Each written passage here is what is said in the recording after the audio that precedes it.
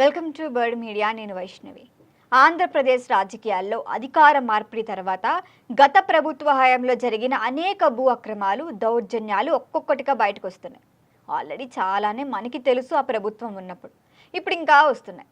మరీ క్రమంలో ఉత్తరాంధ్రలో నీతి నిజాయితీలకు నిలువెత్తు నిరసనంగా నిలిచే విజయనగరం గజపతి రాజుల వంశీయుడు, కేంద్ర మాజీ మంత్రి, ప్రస్తుత గోవా గవర్నర్ పూసపాటి అశోక్ గజపతిరాజు కుటుంబ ఆస్తిపై జరిగిన భూదందా రాష్ట్ర వ్యాప్తంగా సంచలనం రేపింది.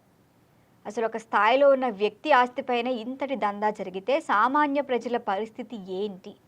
మళ్ళీ ఒకవేళ జగన్ వస్తే ఇవంతా రెచ్చిపోయే విషయమే గాని కూడా మాట్లాడుకున్నారు.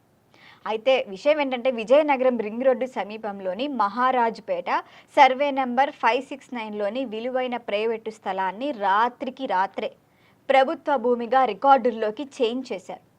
ఎలాంటి మున్సిపల్ అనుమతులు లేవు. అక్కడ వైఎస్ఆర్ కాంగ్రెస్ పార్టీ ఏకంగా జిల్లా కార్యాలయాన్ని నిర్మించేసుకుంది. అయితే జిల్లా యంత్రాంగం జరిపిన ప్రాథమిక విచారణలో నిబంధనలను మొత్తం పూర్తిగా పెట్టారు Jagan. Survey and boundaries act 1923ని ఉల్లంఘిస్తూ నాటి తహసీల్దార్ ప్రభాకర్ రావు, అప్పటి ఆర్డీఓలు రికార్డులను దారుణంగా తారుమారు చేసినట్లు నివేదికలు స్పష్టంగా చూపాయి. అంటే జగన్ తప్పు చేశారన్న దానికి ప్రూఫ్ ఉంది. ఒక ప్రైవేటు వ్యక్తికి లేదా ఎస్టేట్కి చెందిన భూమి ఆ యజమానులకు కనీసం నోటీసు కూడా ఇవ్వకుండా దాన్ని వదిలేసిన ఆస్తిగా రికార్డు క్రియేట్ చేయటం అంటే ఇది ఖచ్చితంగా జగన్కే సాధ్యమైంది. మరి సదరు స్థలాన్ని కేవలం ప్రభుత్వ భూమిగా మార్చటమే కాకుండా దాన్ని ఏకంగా అధికార పార్టీ కార్యాలయానికి 33 ఏళ్ల పాటు లీజుకు కట్టబెట్టారంటే దీని వెనుక ఎంతటి బలమైన రాజకీయ ఒత్తిడి, ప్రణాళిక ఉన్నాయో అర్థం చేసుకోవచ్చు. అయితే విజయనగరం జిల్లా రాజకీయాలను గత 5 ఏళ్ల పాటు శాసించిన ఇద్దరు కీలక నేతలున్నారు. వాళ్లే మాజీ మంత్రి బొత్స సత్యనారాయణ, అప్పటి డిప్యూటీ స్పీకర్ కోలగట్ల వీరభద్రస్వామి. మరి వీళ్ల ప్రమేయం, ఒత్తిడి లేకుండానే స్థానిక రెవెన్యూ యంత్రాంగం ఇంతటి సాహసానికి ఉడిగట్టిందంటే ఎవడూ నమ్మడు.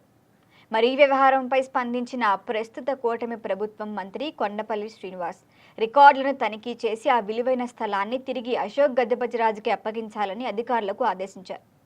మరి ఇక్కడ కేవలం స్థలాన్ని తిరిగివ్వటంతోనే వివాదానికి ముగింపు పలకకూడదు. 5 ఏళ్ల పాటు అధికార బలంతో సామాన్య ప్రజలు, చివరికి రాజకుటుంబీకుల ప్రైవేట్ ఆస్తులను దౌర్జన్యంగా కాజేసిన వారికి శిక్ష పడాల్సిందే అంటున్నారు. ముఖ్యంగా వినిపిస్తున్న పేరు బొత్సాదే. ఈ ల్యాండ్ స్కామ్లో ఖచ్చితంగా ఆయన హస్తమే ఉంది. వెనకంతా నడిపించింది ఆయనే, అసలు ప్లాన్ చేసింది ఆయన అంటున్నారు. ఇక్కడ అధికారులను కూడా బలి పశువులను చేసి తెర వెనక ఉన్న అసలు దొంగలను వదిలేస్తే గనక భవిష్యత్తులో సేమ్ ఇవే సామాన్య ప్రజలకు జరిగితే ఎవరు పట్టించుకోరు. మరి ఇలాంటి వాటికి అడ్డుకట్ట పడాలి.